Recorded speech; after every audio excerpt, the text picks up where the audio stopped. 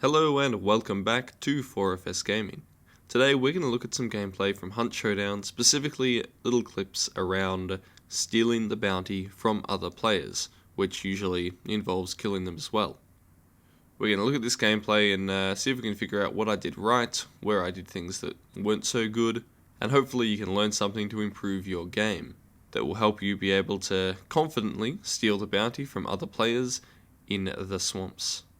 So in this first clip, we know that the spider is at the lumberyard just up ahead.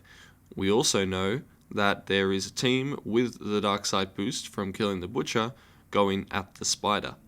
We have been lurking in the swamp to avoid that dark side boost and plan to attack them as they engage, which is what we're going to do now. We hear some noises and start moving up toward the lumberyard to kill them while they are distracted. Yeah, is that a crowning king?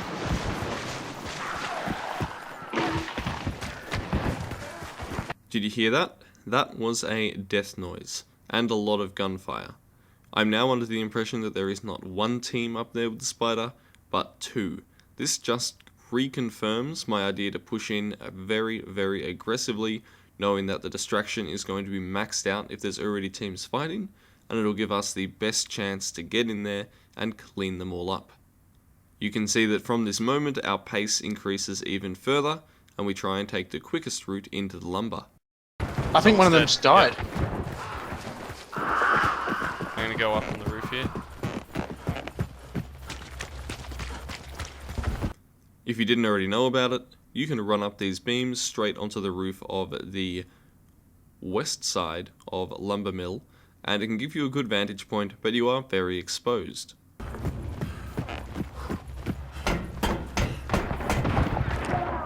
That's another death sound. If both of those players that died are from the same duo, we don't have long before defenses from the surviving duo are fortified, so we need to move in very quickly if that's the case. Hang on. I've heard another person go down. Yep, I have too. Someone's in there with a shot. I'm going to throw a big dynamite bundle in the top. Dynamite's going in. Dynamite's in. I'm pushing. I got nothing. Pushing over this rooftop is quite risky because you are exposed from all angles, but I'm confident that all the teams in the area are in that building in front of me, if they're still alive. It also makes a lot of noise as I stomp across the metal, but in this case, speed is more important than stealth, because I'm pretty sure that whoever's in that building is very preoccupied at the moment. If you do want to move across this roof a lot more quietly, you can always stand on this pipe that runs along the right hand side of it. It significantly reduces the amount of sounds that your steps make.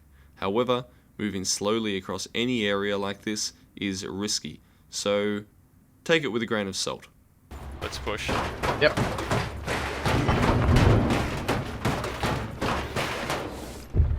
Notice that I take a small moment to just listen for a second before I run in, and I'm rewarded by hearing gunshots, and it seems like there's still a firefight going on, and that just spurs me on to run in with the Talon and secure the kill.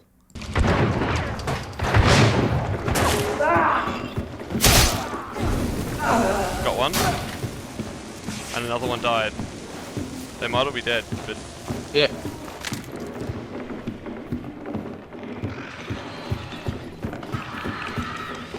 watch my 6. I'm gonna grab this bounty. Oh, yeah, I've nearly done a full lap. Yep, we're clear. Nice. So here is the aftermath of that fight. Two teams engaged each other at the spider, and one person from each team was downed before we got into the building. As I ran in, one of the surviving hunters shot the last guy from the other team just as I whacked him over the back of the head with the Winfield Talon and downed him. We were essentially able to get the better of 4 players, secure control of the spider boss room, and pick up and check for any enemy players with the bounty with only one swing from a Winfield Talon, and this came down to careful positioning and excellent timing of the attack. If we attacked too early, we could have been caught up in a dangerous 3-way firefight, and if we attacked too late, the surviving team would have had time to fortify and hear us come in and prepare to engage with their superior weapons. Okay, let's move on to the next clip. I'm going to set the scene for you. My partner and I, this is Potter in this game, are at the Davent Ranch. We hear chickens going off and a lot of noise from very nearby at the slaughterhouse and suspect that it might be a boss location. We begin heading there pretty quickly in order to get the jump on whoever it is.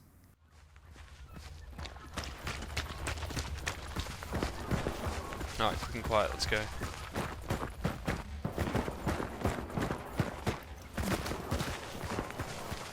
That's a chain pistol, right? Yeah. And McGann? It is important to learn to identify what weapons enemies are shooting by listening to the sounds of the gunfire. It'll prepare you for what you're going to be facing when you attack that team. Now, this is something that I'm still working on and I still get a lot of sounds confused. In this case, I make the assumption that at least one of them is carrying a chain pistol.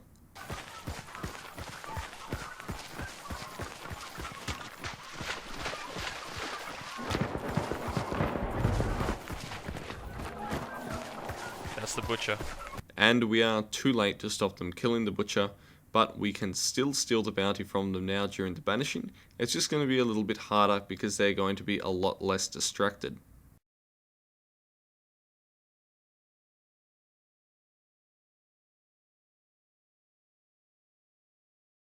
They just killed it.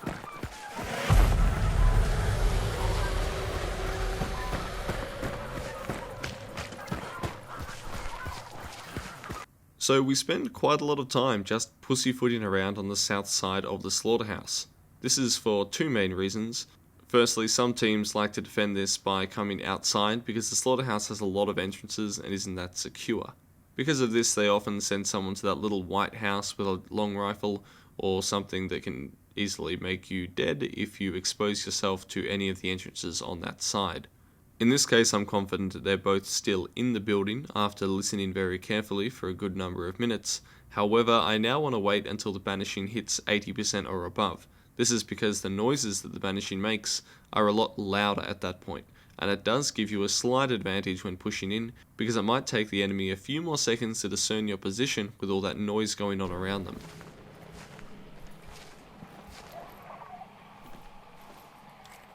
Potter, you can't get through that door. Stop moving. We're gonna rush through that door to your right. That one. I communicate my plan of attack to Potter. I tell him we're going to rush through that door that I'm looking at right now. That could be suicide for Potter, but that's almost what I'm intending to use him as bait. It's not very nice, and I'm sorry if you're watching this, but Potter was reasonably new to the game, and he was wielding a machete for close range combat, so my plan was to have him run in, go a bit crazy, maybe he'd get someone down, but he'd definitely distract them, and they'll come and clean up with the double barrel. There's a live zombie in front of it. No, just run through. Ready? 3, 2, 1, machete out. And hear that noise? The plan goes to hell, because we didn't check if that door was barred or not, which it is.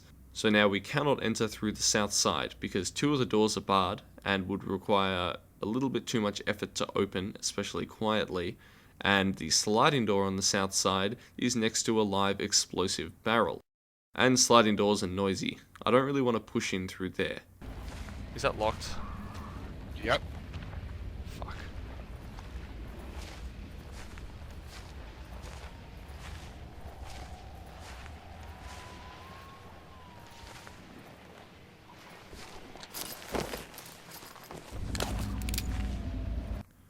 You can see me pull out the pistol and aim at this hive. I'm considering killing it and moving around the east side to push in.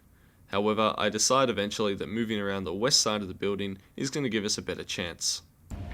Hang on, Potter.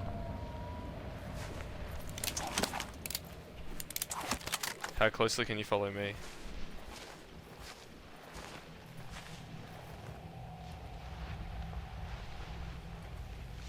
Right on your ass.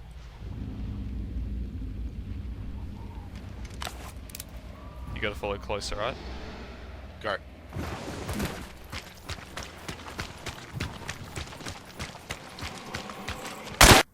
And this is why I tell Potter to follow close. My plan is to blow up that barrel and use the delay time of the fuse because I shot it with only a compact round to have it explode when we're a few meters ahead. Now what this does is creates a lot of noise in this direction and hopefully distracts them or moves their focus away from my intended entry point, which is just around this corner.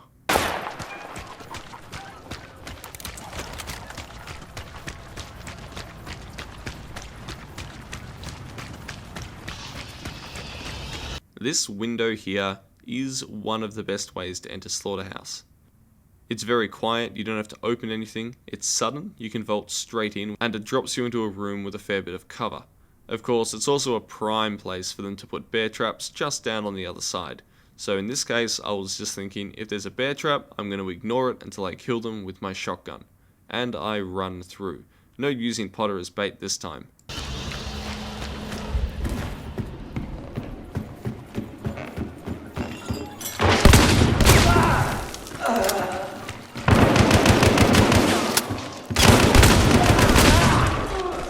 It's an aftermath.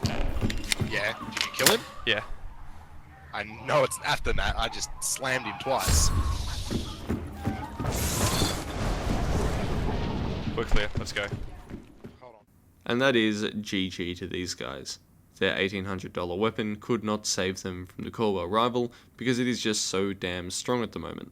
What allowed us to succeed in that instance was the aggressiveness of our push, and again good timing. They were probably rushing to pick up the bounty just as we got there, and that gives you an advantage because at close range, dark sight isn't really that good. And that's because if someone's moving at close range, you can tell where they are anyway just by the sound cues. So going into dark sight gives away your position because of the noise it makes, and it also means you can't shoot or ready your weapon until a few moments afterwards. Okay, so for this final clip, it's a little bit different. We are not in a compound. Rather, we are chasing two guys with the Butcher bounty that have been running across the map.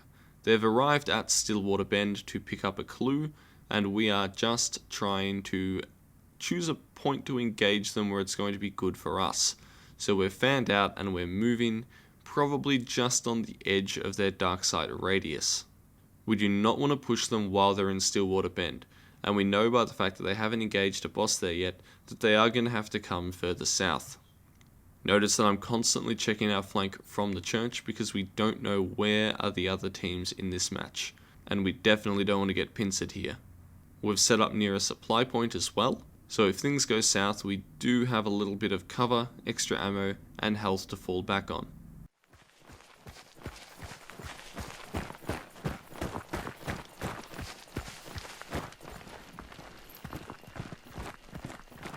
Oh, they're coming, they're on the road. Let me see if I can headshot one. After the call out that they're on the move, we swap places and continue to move. Movement, particularly around targets, really throws off that dark side boost and is a pretty strong counter to it. If you're moving the whole time, the information is out of date and inaccurate. It's when you're standing still that it becomes really lethal.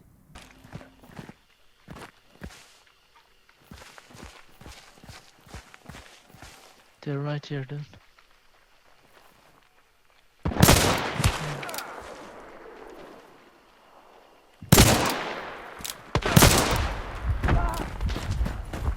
I got I one. gotta heal. So I potato a few shots, land one, and my partner does secure a kill. However, I do get hit in the body with the Mosin Nagant, and that hurts a lot, so I run back to cover and heal. But let's just have a look at this cover. I've got some wood and a metal panel.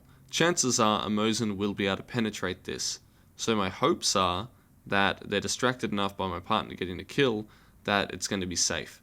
But really, this probably isn't the best cover to use, because someone that saw me go behind here could definitely follow up with a finishing shot and get lucky. I'm gonna move in with a shotgun in a sec. I see him. He's in the near the White House, behind the hay. He hit me once. My partner goes down, and I decide to rush in and secure the kill very, very aggressively.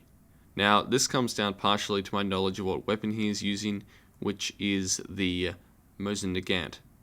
So I am expecting to have close range superiority. I'm dead.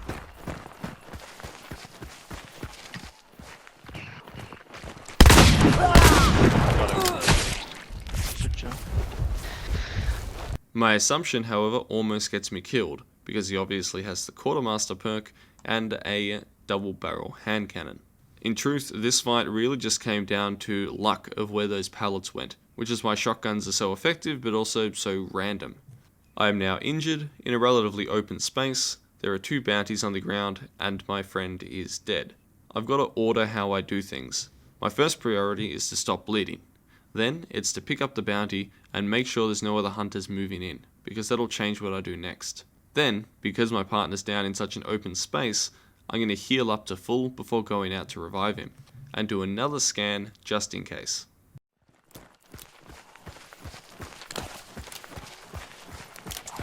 I thought he only had the Obres, so I was feeling safe. He had their big Mosin. Hang on. One final thing that I make sure that I do is kill that zombie before reviving my partner, because it was kind of waddling in this direction, and if it charged him just as he got up, bam!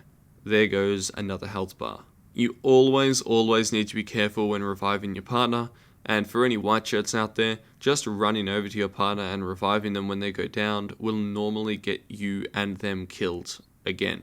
You need to make sure that the area is clear.